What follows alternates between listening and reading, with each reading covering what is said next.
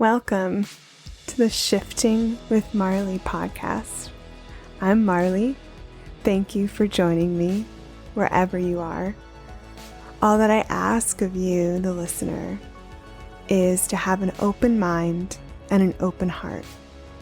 And in return, I offer you myself.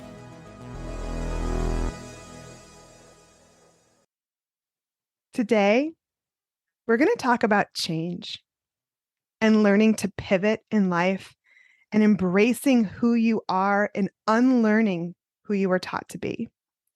We first talked about embracing change back in episode 14. Today, we are revisiting this topic and diving deeper to help us free ourselves and come into our own truth. And we're also going to talk about our relationship to the spirit world and universe and how trusting the guidance from spirit can help us get there. Here to guide us on this journey today is Mary Beth Thomsen. Mary Beth is an intuitive life coach and medium. Welcome, Mary Beth. Thank you for having me. Thanks so much for being here. I'm just so grateful to connect with you today. Same. Can you please let people know before we get started where they can find you and connect with you? Absolutely. They can visit my website. It's soulshinescoaching.com. So that's SOULSHINES coaching.com. The same handle is used on Instagram and Facebook. So you can find me at Soul Shines Coaching. Great. Thank you. Mm-hmm. So Mary Beth, to start off today, can you please share with us your story, your journey to where you are today? Absolutely. So I went to college to get a degree in communications. I love to connect with people. I love to learn about people's stories. And I ended up getting a job at an NBC affiliate in my town. And it turned out that I was something called an empath. And I didn't know that there was language to describe what I was, which was a very sensitive soul. And so in the news industry, you may have heard the term, if it bleeds, it leads. And so I quickly learned that I was way too sensitive for such tragic, heart-wrenching stories. So I pivoted to getting into marketing, again, stayed with the communications. And because I felt like I wanted to make a difference and I wanted to, positively impact other people's lives, I tried to stay mostly within nonprofits and charities in the healthcare industry. So I did that for the last 2 decades. And I also spent a lot of time in my private, personal time doing a lot of personal development, following thought leaders, reading books, just really investing my time and energy into positive psychology. And over the years, people would say, Mary Beth, you'd be such a good life coach. And it just didn't resonate with me. I took it as a compliment, but it just didn't click. And then I want to say it was around 2020, of course, when all of us, had major life changes and a lot of shifting with the pandemic starting. I was taking a book writing course with James Van Praagh, who is a world-renowned medium. And it was through that experience that I had this kind of awakening or knowing that it was time to look into it. So I had many, many signs, lots of serendipity messages that came through that it was time. And so over the course of the next year or so, I took certifications and trainings to become a spiritual intuitive life coach. And it was literally a week before I was launching my business to become a life coach that I had another kind of nudge from the universe that I should offer intuitive psychic / medium services. And so literally that was never in my business plan, my game plan. But we can talk about that more. But I decided to add that to my portfolio of services. And today it is now the majority of what I do is I do intuitive sessions for clients. So yeah, that's in a nutshell the last couple of decades. Wow. Thank you so much for sharing your story, Mary Beth. There's a lot to unpack here. There is.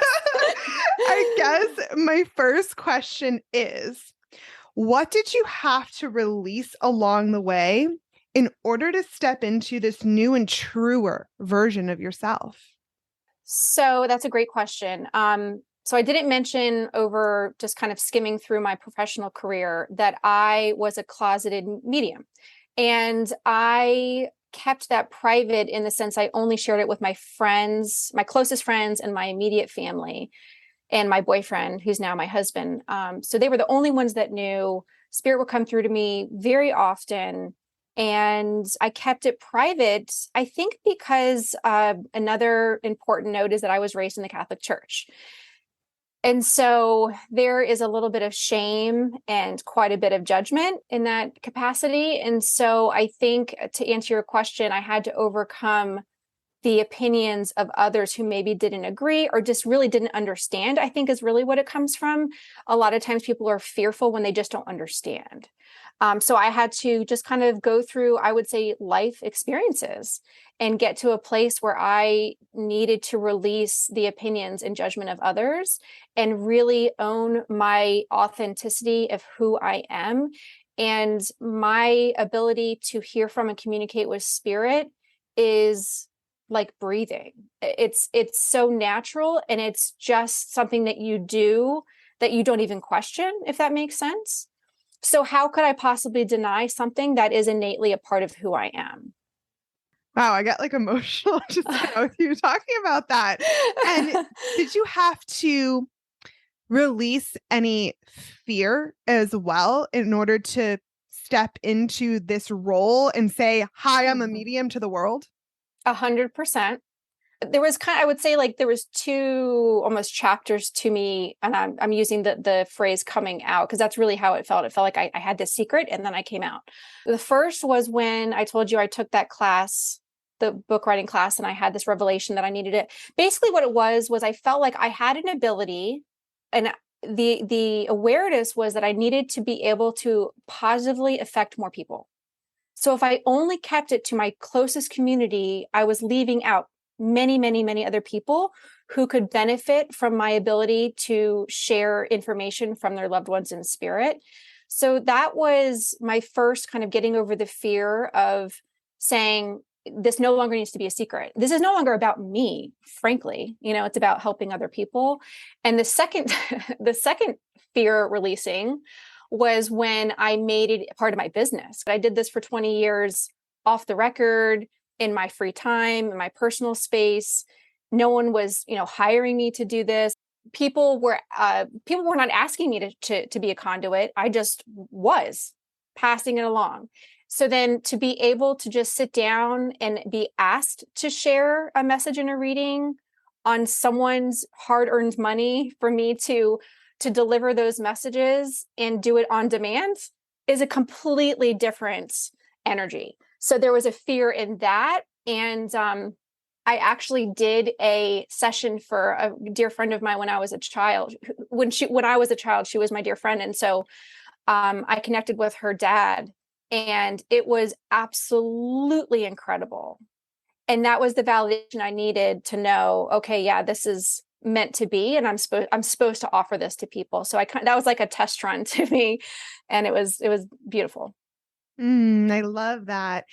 And I just want to say, like, change, making these big decisions and pivots that you've had to make so many times in your life always comes with fear, especially because our ego hates change and hates the unknown.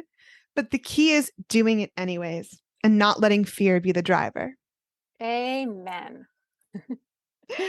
And it also sounds like, Mary Beth, you basically went through a significant deconditioning process and a lot of unlearning, especially being raised in the Catholic Church.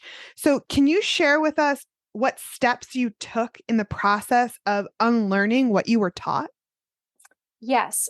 So there were several kind of organic experiences that happened, were pivotal to me making these shifts and kind of the unlearning, like you said. The first was I read a book by Eckhart Tolle called A New Earth. I love that book. I've read that book. Oh, it absolutely fundamentally changed who I am. I say to people that I can't unknow what I know. Like once I read that book, I was a different person. I've given it as gifts many times. I learned about it through watching Oprah's show back in the day. And so the concept of our ego and then the idea of reincarnation, as I was reading the book, it just made so much sense to me. And I thought to myself, gosh, I suppose it's possible that we have more than one life. I suppose it's possible that we get more than one chance to learn all there is to learn in life. And so it was just this shift in me that happened that was like, that's possible. Whereas my entire childhood and my early adulthood, I just was conditioned to believe what I was taught in that particular church. And it was very uncomfortable to go, am I allowed to have my own opinions? Am I allowed to feel differently? And so it was this growth. It was like this metamorphosis where I had to just give myself permission to ask questions. And then I would say the second major shift that happened through me in this process was, and this was a very, it feels like it could have been a scene in a movie. I went to coffee with a nun. And the irony is that my father set up the introduction. I expressed to them that I had some questions and some concerns with this Catholic Church and some of their doctrine and some of their rules, so to speak. And so he was trying to be helpful and set up an appointment with a nun in my town where I lived. I don't think my dad realized how liberal this nun was. So I don't know if he knew how the conversation was going to go, that he would have set it up. But it was divine, intervention, I believe. And it turns out this nun had been married before. So I think she had this relatability to being on the other side of the church. And so I asked her very poignant questions like, I don't feel like I need to talk to a third party person or a priest to express my sins and ask for forgiveness. I can kind of just go to God directly. And she said, Mary Beth, that's fine. If you feel like you can talk to God directly and you don't need a third party person, then that's what you should do. And I was like, wait a second, is she giving me permission to opt out of confession? I just thought this is a trip. And so she said, Mary Beth, a lot of people don't have that feeling.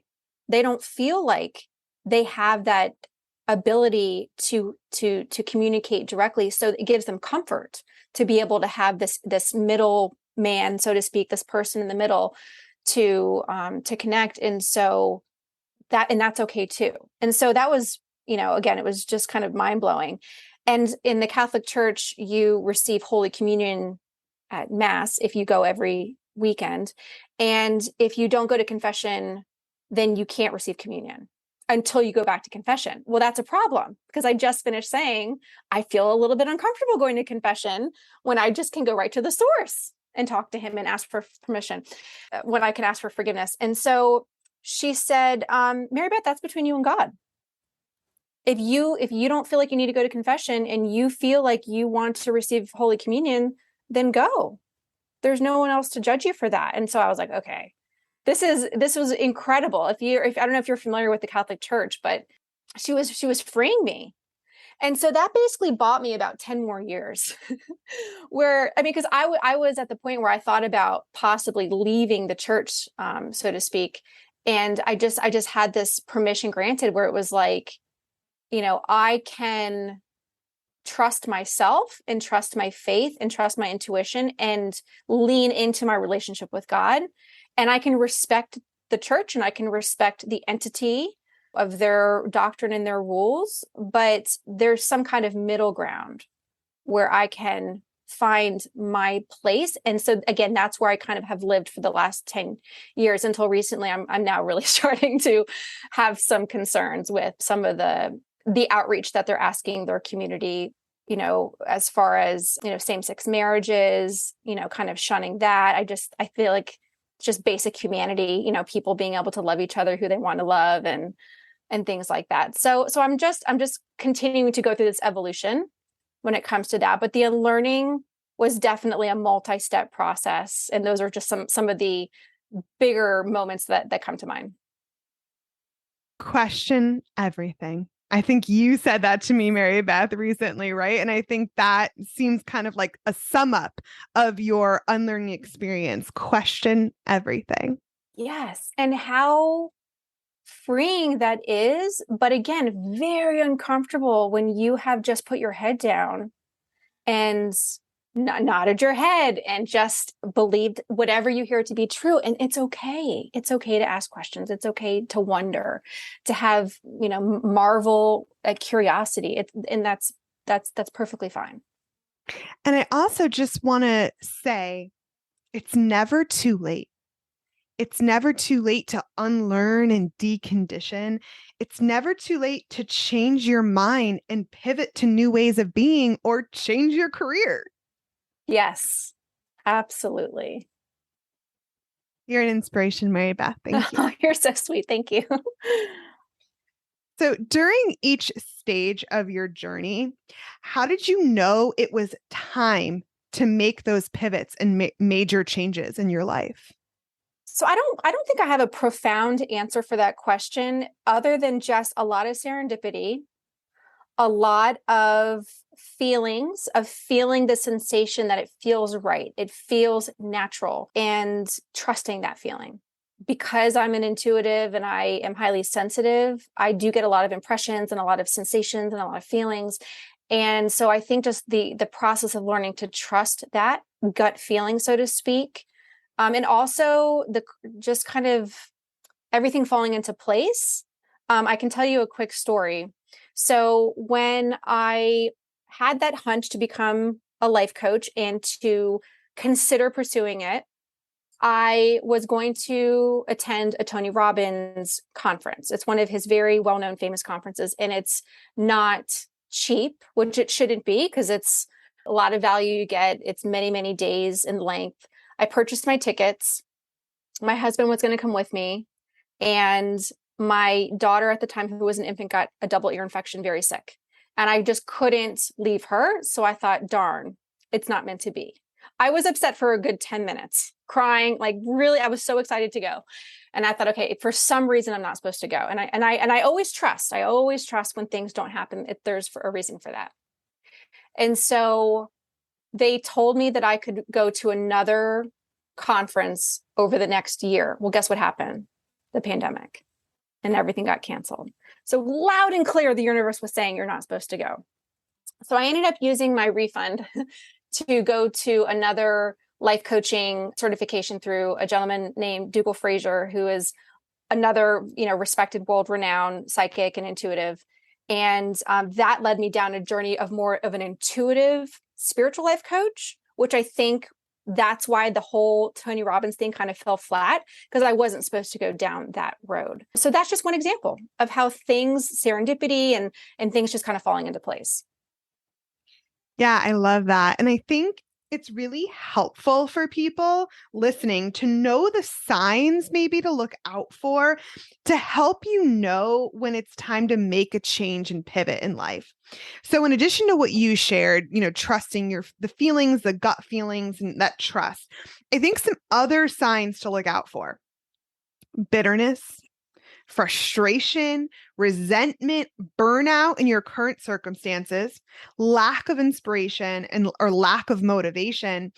But then also when you start getting curious about new things, new avenues, new topics, new ideas, new things to explore and learn. And I think when you start experiencing a lot of these different things and have that awareness, maybe it's time to make a change. What do you think, Mary Beth? Did I miss anything? No, you nailed it. No, that's exactly right. And I just want to say to everyone listening, follow your curiosity, absorb new knowledge, follow the thread of a new passion and see where it takes you. Let that quiet inner voice guide you down new avenues and new paths. That's right. Yep. I couldn't have said it better. Just trusting. That's it. And allow yourself to change your mind. Absolutely. And don't have shame about it. Don't feel bad about it. Yes, Just, exactly. So, Mary Beth, let's talk about who you are now. You've come out of the closet as a medium and intuitive, and you're living your truth and embracing who you are, and you have a strong relationship with the spirit world, and you're helping people. How did you know you were a medium? So I was in my early 20s. I will back up. I'll preface by saying in high school and college, I had what I would call now more psychic abilities, where I would think of something and then it would happen, or I would know something that I didn't know for a fact, but I would believe that something had happened, and then I would go and confirm that it happened. Or, something as silly as singing a song, and I'd get in the car and turn on the radio and that song was playing. So just a very, very sensitive to seeing and knowing things. And then my early 20s, this may or may not be a very silly story, but thinking back, it's just so bizarre. I was at the gym and I was on a treadmill. I'll pause by saying that it's kind of a known fact that in order to hear from spirit or your higher self or intuition, it's when you're zoned out. And that's because of your brain waves and kind of where your mind is at. And so if you're doing dishes or in the shower or taking a walk, working out, meditative like state is when your thoughts are kind of slowing down and you're more receptive. And so I say that because it's not surprising now looking back that that's when it happened the first time I was on the treadmill. And I was reading a magazine, and I believe it might have been the month of May or maybe October, but I remember I was reading an article about breast cancer awareness. And all of a sudden I had a feeling, an awareness, a knowing that my grandfather, my mom's dad in spirit was there. He was next to me. I didn't see him, but I felt his presence. And he passed away when I was probably 8 years old, back in 80. Well, it was in the 80s, but so I didn't know him well, and we lived in different states, but I knew his presence. I knew it was him. And I'll never forget, in my mind, telepathically, I said to him, "Hi, how are you?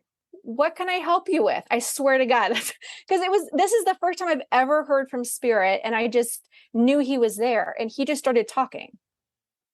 And so, and again, we can get into abilities and all the clairs, but that's called clairaudient. So he started to talk to me about my sister, and I have one older sister, and he started to tell me that she needed to go get a mammogram, and that he made me feel like there was nothing significant or anything to be frantic about, but it was more of a concern of keeping up with your screenings. Don't put it to the side. And so, as you can imagine, going to call my sister and say, I have something unusual to tell you. Grandfather came through and this is what he said. So she's like, actually, yeah, I'm past due to get my mammogram. And, I've been putting it off. So fast forward, she goes and gets it. She ends up, I guess she had dense breast tissue and she needed to get a sonogram. And at one point, I think she had to get a needle biopsy. Fast forward, there was nothing catastrophic. She was okay. But to this day now, she still has to get sonograms in addition to her mammograms. And that was kind of the impression he gave me, was like, she just needs to be very mindful about it. So how did I know I was a medium? Because I was on a treadmill one day in the gym and my grandfather came through. Oh, I love that. And does this ability or does this ability ever scare you? No. Okay. Scare isn't how I would say it. I would say it fascinates me and it intrigues me, and it leaves me every single time I do a reading for a client. I am in complete awe. The things that spirits will say and how great they are at communicating. Again, I call myself the mailman. I'm just passing along the messages. This is not about me. It's about the spirits, the one that's doing the work. And I just have to trust. That's the biggest thing, is I have to trust that what I'm getting, what I'm seeing, and what I'm hearing is real. And yeah, it doesn't scare me. No, it doesn't scare me at all, actually. This is so fascinating to me. Thank you so so much for sharing all of this, Mary Beth. I have so many questions I want to ask you. Let's go. I'm gonna keep it. I'm bringing it in though. Okay. So, are you able to turn this channel to spirit on and off? So I just feel very, very lucky. It could just be my intention or it could be luck or both, but I don't get inundated by spirit. I'm not at the grocery store walking down and hearing from someone's uncle. I know that there are some mediums who do pick up frequency and messages and energy very, very easily. I do a ton of grounding techniques. I protect my energy. And again, I think it's mostly my intention. My intention is I'm not an open mic. I'm not, I have to live my life. I have boundaries are really important to me. So I feel like mostly in public, spirit respects that. I do receive messages from spirit, from love, from my own network and my own soul, when I'm not expecting it. And that's okay because they're my people. Like for example, my best friend's stepfather passed away recently, and it was like a 2-week lag, give or take, between when he passed away and when he was being laid to rest and he had been cremated. And I was in the bathroom doing my makeup and I just felt his presence. And I literally was like, oh, he's here. And I just thought he was just coming to say hi. And he was just rolling. He was just giving, and I was like, oh, I gotta sit down. So I sat down on my bathroom floor on my mat and grabbed my phone and just started dictating and writing everything he was saying. So that's like one example of where I wasn't open for business, so to speak. But I think he knew that I was alone because I have 2 young children, so I can be distracted quite a bit. So I think he knew she's alone. She's doing her makeup, so she's in this kind of zoned out space, and I can get her attention, and he did. And so that kind of thing happens, and that is totally fine. I don't mind that whatsoever. But yeah, I guess you could say I can turn it on and off, but mostly with my intention. I love that you have strong boundaries with spirit. That's so important because you have to live your life, right? And you have children and you can't be, like you said, an Yes. open channel. Yes, exactly. So, how does spirit speak to you? How do you receive these messages? So I mentioned a few minutes ago this idea of they call them the clairs, and so clair is a French word for the word clear. And so some of the more well-known ones is clairvoyant. So that means clear seeing. So if you close your eyes and I tell you to imagine, a big yellow banana, and you can see that in your mind's eye, that's how I see images. So through clairvoyance, sometimes it's a still image, sometimes it looks like a movie or a scene being taken place. So clairvoyance is one of my main abilities, and then clairaudience, like I was telling you with my grandfather, he was talking to me. So again, if you were to pause and listen to the chatter in your mind, and those are your thoughts, it sounds the same. So I'm not actually hearing someone outside of my body talking. It's in my mind, but they're not my thoughts. So those are my 2 primary abilities. I also have clairsentience, which means clear feeling. So again, that was that feeling where I could feel my grandfather's presence. And then claircognizance is a clear knowing. And again, that's just like I was telling you earlier, like someone might ask me like, well, how do you know you're talking to a spirit? I'm like, I just know. It's hard to explain. So I have all 4 of those, but the drivers are really the clairvoyance and the clairaudience. There are other lesser known abilities, like the ability to taste or the ability to smell. I have felt that a couple times. I don't really prefer that. There was a couple sessions I did where the spirit on multiple occasions had COPD and I couldn't stop coughing. And I didn't know why I was coughing. I wasn't even sick. And it turned out that the person had COPD.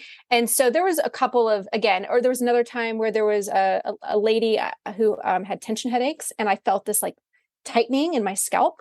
So I will physically take on the sensations. Again, I don't really prefer or enjoy that very much. Right. So I'm grateful that that's not one of my stronger ones. That makes a lot of sense. And how do you differentiate, though, your intuition versus spirit speaking to you? So that's a really interesting question. A lot of times people will ask, how do you know the difference between your intuition and your anxiety, or your intuition and your own thoughts? I've never had anyone ask, how do you know the difference between intuition and a spirit?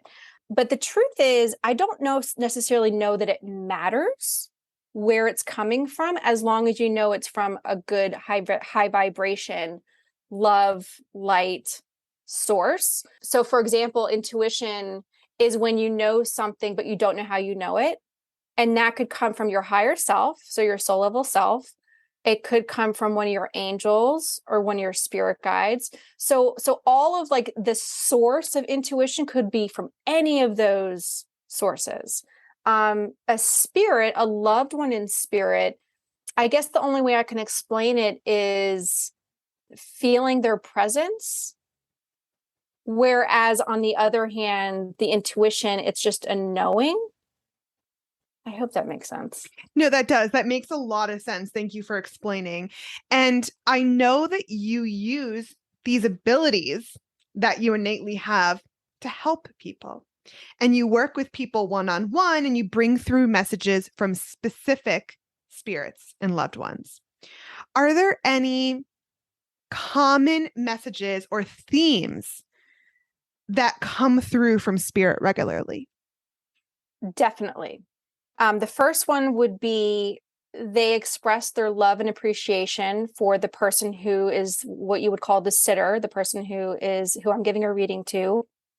Just lots and lots and lots of love and expression. A lot of times they'll literally show me them hugging them. And it's just a beautiful feeling and something beautiful to witness. Another common theme from spirit is their self-reflection that they've had on the other side, that they can see things more clearly. So they might apologize for something or take ownership for something. So a lot of just asking for forgiveness or remorse, or just recognition of some decisions or behaviors of theirs that they now understand, now that they have kind of the veil lifted and they can see things with a different perspective. Another theme I would say that is common is confirming that they've left you signs. Like, yeah. So that was me. That thing that you saw, da. And so, because I think as humans, a lot of times we tend to question, was that just a coincidence? Was that just a total fluke? And so they're validating, that was me. I did come through. I have been trying to show you signs. And then another one I would say is validating that they're still around. So for example, I was doing a session with someone who, I think it was maybe their grandfather or uncle or something. And she said, oh, well, I didn't know her. She passed away when I was a baby, or I was very young, or maybe even before she was born. And I said, just to clear things up, you may not think you know her, but she knows you very well. She's been a part of your life, your whole life. She knows your children. She's involved in your life. She's looking out for you guys. So I think they just really want everyone to know that just because they're physically not here doesn't mean that they're not here in spirit, because they very much are. I love all of that. I've actually never personally worked with a medium, so I had no idea how you were going to answer that question. So thank you. Yeah. And I imagine these messages of love and forgiveness and proof of an afterlife bring an immense sense of relief to people. Yes, I would say relief, and I'd say peace. Just having that validation that they're still around, even though they can't physically see them. It just can help to know that they are still here in spirit. And yeah, it's a beautiful sense of peace. I love that. And I also imagine this process helps people work through grief as well. Yes. I want to be considerate and respectful of clients and not share too many details. But there was someone I did a reading for who lost her son tragically. He was very young, still a teenager, actually. And he died of a drug overdose. And she had some questions about his intention, about if it was, an accident or if it wasn't an accident, and had some questions about people who were involved in the night of what happened. And so he provided a lot of clarity. He provided a lot of information, and that gave her so much comfort. So absolutely, Mm. that's really special and valuable. Valuable beyond words, really. Yes, yeah, it's beautiful. Mary Beth, no pressure here, but is there maybe a message from spirit you could potentially bring through right now for those people listening, the collective listening? Yes, in fact. So right before we hopped on to do this conversation, I pulled an oracle card, and an oracle card is a divination tool. And I like to sometimes pull a card from time to time for myself or for my community on Instagram. And so I pulled a card for us that I asked for our best and highest good, for any information that would best serve us. And it's a card called Co-Create. And just so everyone knows, in case they're curious, this is a Colette Baron Reed deck called Wisdom of the Oracle. And the Co-Create card, the oracle message says, you may not consider yourself a creative person, but in fact, you are creating your reality every moment of every day through your thoughts, feelings, beliefs, intentions, and actions. Yet you must consider that you do so in partnership with spirit, consciousness, God, or whatever name you call your higher power. You are a spark of this intelligence that works through you, nudging you with inspired thought and intuitive guidance. You are a paintbrush that co-creates a beautiful, unique expression of your own individual blended with universal spirit. You are a product of divine inspiration, and now you're aligned with it to create miracles. When you view your life as art, you know you co-create it. Only beauty and grace result. Prepare to be amazed. Woo! Love that. I mean, that's just like a mic drop moment. Oh my gosh, literally, like, whoa, I love that message. Yeah, I'm getting the goosebumps right now, and I get the goosebumps when spirit's validating what's coming through. Oh, yeah. Oh my gosh, thank you for sharing that. Thank you, Yes. Spirit. Yes. So, Mary Beth, what are some of the other ways we haven't covered yet that you feel mediumship helps people? I think for on a few different in a few different aspects, if you either didn't get closure, so let's say someone passed away tragically in a car accident. Unfortunately, there's people nowadays who passed away from COVID and they were quarantined and you weren't able to visit them. You weren't able to be by their bedside. So I think the idea of closure is extremely important to have with your loved one.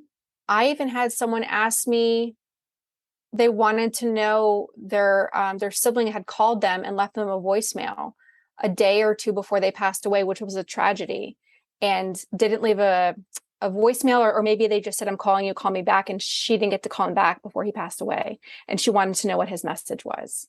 So again, closure, loss of closure. And then, like I said earlier, a sense of peace. I mean, I think those are the two most poignant and pivotal experiences for people. Yeah, that's really important. And also, our loved ones, spirit you connect with, don't they also bring through guidance for the people, for your clients, for the people that you're reading for? Yeah, it's funny you say that. So for me, now every person who does this kind of work has a different methodology, they have different abilities, they have different ways of going about delivering their messages. For me, I tune into someone's energy at a soul level. I then ask for information for their best and highest good about their life. So that's more of a psychic tuning. And so when someone books a session on my website, they can actually indicate what they want to focus on. They can do intuitive life path information. So that's more psychic information, for mediumship or both. And so a lot of the guidance I get is from their higher self. So I get them to give me information about their health, about their relationships, about their work. Um, I'll often ask about self-care because I'm like, I just want to know, are they taking care of themselves? And if not, what would be beneficial for them? And if they have children, anything important there. And so that's really where I get the guidance from. So then when I'm talking to loved ones in spirit and through the mediumship, which is a little bit of a higher vibration, a higher frequency to connect with, because they have to lower their vibration to meet us where we are. And so, yeah, a lot of times they will give confirmation and validation, and they call it evidential mediumship. So that's where they give you like little pieces of information that the person doing the reading could have never known, and it's just to validate that this is who we're talking to. I kind of call it like an obscure piece of information, or quirky, and we'll kind of validate. They showed me them at their wedding, and might talk about things like that. So there's a lot of recognizing important moments in their life that they were there for that, and just kind of giving that evidence that they're still here. There will be some guidance involved if they feel like that's appropriate, but I mostly personally get guidance from the intuitive psychic, which is connecting with their own higher self. Okay, that makes a lot of sense. I kind of view spirit, and maybe this is a conglomerate of both our loved ones and our spirit guides, as our guides beyond the veil. Yes. I feel like spirit brings a higher level perspective and helps us see the bigger picture, and they can help us embrace change and make decisions that are in alignment with our highest good. That's exactly right. And Mary Beth, I was also thinking when I was tuning into this and thinking about communicating with spirit, that working with a medium and receiving messages from spirit, which provides us proof of that afterlife and that they're still around, could maybe help us work through our fear of death and fear of the unknown, which all of us have. Absolutely. That is so true. I've listened to a lot of interviews from people who have had near death experiences where they've actually been either pronounced dead or they were no longer breathing. And so many people who I've heard who have had these near death experiences talk about what they saw and what they experienced, and the immense amount of love and light, and seeing, some of their spirit team there with them, and that they ultimately had the decision to come back and to not cross completely, but gave them so much comfort some of them actually didn't want to come back because they were like, I don't want to leave here. So absolutely. Yeah. I think that it does provide a lot of comfort and peace to know that we are really just spiritual beings living a human experience. Someone even called it a costume one time. And I thought, oh, I love that. We're just wearing these human costumes right now. I love that. And we're just so supported and held too. Absolutely. Yes. So to take this a step further, Mary Beth, how can communicating with spirit and receiving guidance from spirit help the world, in your opinion? So in my opinion, it's comforting to know, again, that when our bodies perish, that our souls continue to live on. And communicating with spirit helps to confirm that there's so much more to life than paying bills, and just so much more to life than commuting to work or working until it's time to retire and then quickly trying to take some excursions and trips around the world. To me, it's about the journey of becoming the most evolved version of ourselves and learning lessons and growing along our life span. And so spirit, confirms this to me, that life continues so much further. It's eternal. And in fact, time and spirit form as an illusion. They don't have clocks. They don't have stopwatches. They don't live in the type of reality that we do with time. So yeah, this idea that we are spiritual beings having a human experience is the best way to summarize it. I love that answer. And I feel that spirit and the universe are always guiding us towards our higher selves and highest path and highest calling if we let them, if we lean into that trust. And the more of us that come into alignment with that, the greater the ripple effect in the collective. That's right. Yep. We are all, not to sound too, cliche, but we are all one. We're all one consciousness. We're all one source energy, and we absolutely have a collective effect on each other. Yes. The whole point of this podcast, really. The whole period. So, Mary Beth, for those listening that are curious and intrigued, do you have any tips or tools you can provide to help people develop their own relationship with spirit? Yes. So I would say first and foremost, talk to them. Literally talk to them. Have a conversation as if they're right in front of you having a cup of coffee. Because they are, when you think of a spirit, a loved one in spirit, that is kind of like the calling card. So they will be with you at that time. So talk to them, involve them in your everyday life, ask them for signs. You can be specific. Now, don't be ridiculous. Don't ask for, a flying elephant per se. That's going to make it very difficult for them to provide that sign. But ask them. You can even be specific. You can give them a couple of days. Don't be literal. I'll give you a quick story where I have a set of cardinals that live in my backyard, which cardinals are known to be very connected with the spirit world. And so it's not unusual for me to see the cardinals every single day. And so I was like, how about a blue jay? I never see blue jays. So I was talking to my spirit guides, my spirit team, and I was like, okay, show me a blue jay. And I think I let a day or two pass and I didn't get anything. And I was like, darn, I was really sad.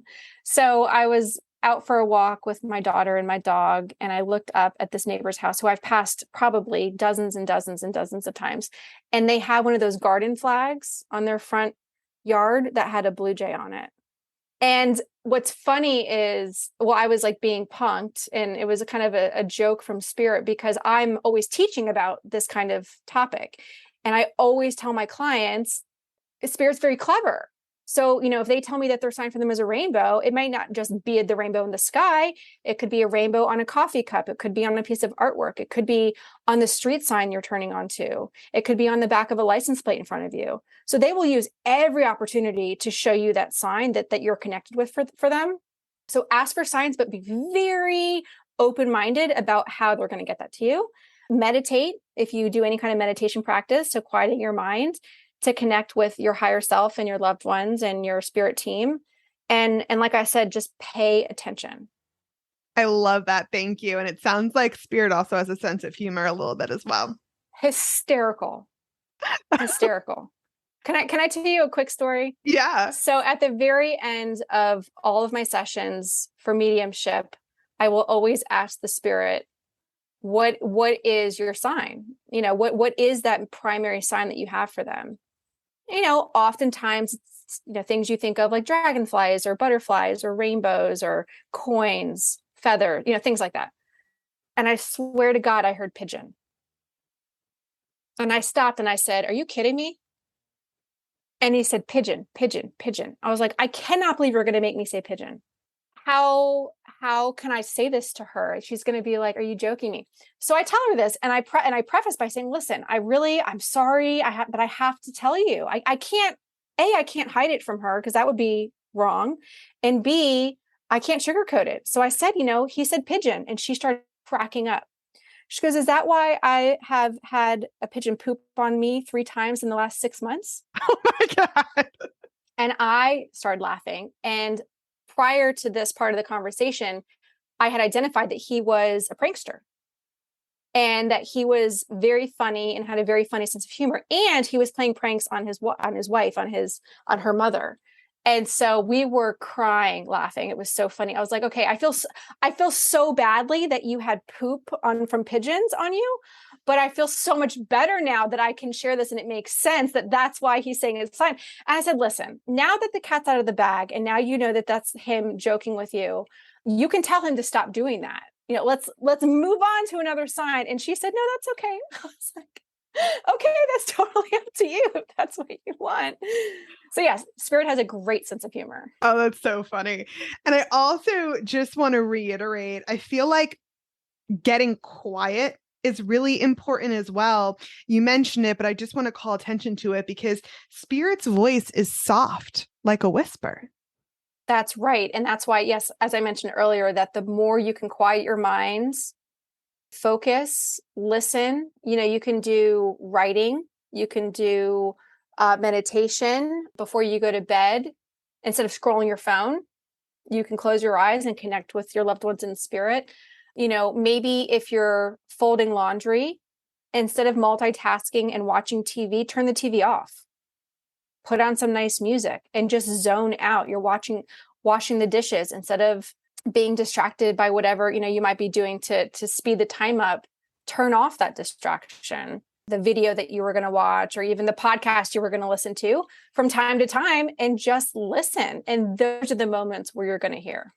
I feel like that was a sign directly for me because I listen to podcasts while I'm washing dishes and while I fold my laundry. So Yes.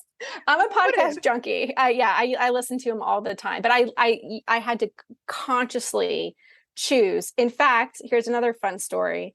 I was meditating a few weeks ago, and I heard in meditation that I was going to hear I want to write a book, what my book idea would be about on a walk. And I normally listen to podcasts or, something to entertain me while I'm walking. And I thought, oh my gosh, I have to turn it off so I can hear. And what happened? A week later, I was on a walk and my book idea came to me. wow. And that wouldn't have happened if I was distracted. So again, I'm not saying this has to be, black or white or all or nothing, but just carve out time, carve out moments in your day to give yourself the space to connect. Thank you for sharing that, Mary Beth. And thank you so much for being here today and sharing yourself with us. I had so much fun. I learned so much. And I have one final important question for you. What is your dream for the future of humanity and the earth? My wish would be that people would understand that the universe is providing for our best and highest good, even if it doesn't feel like it at the time, that there's a lesson, there's a learning, and there's an evolvement that's happening with our souls. And also that the energy we put out is coming back to us. So if you're at a high vibration, you're manifesting positivity. If you're in a low vibration state, you're manifesting the opposite. And so you have the choice. So that we are the frequency, we operate at a frequency of which we are living our lives in our reality. So trusting that the universe has our back and that we have the choice of how we want our lives to play out. It's time to unlearn what you were taught and embrace who you are at your core. It's time to let your true self shine.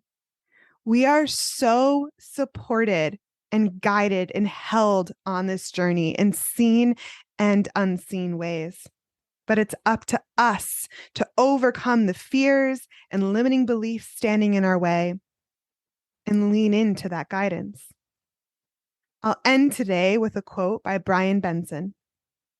Once I began to realize that there were no rules and that my path didn't have to look like everyone else's, I relaxed and my whole world opened up.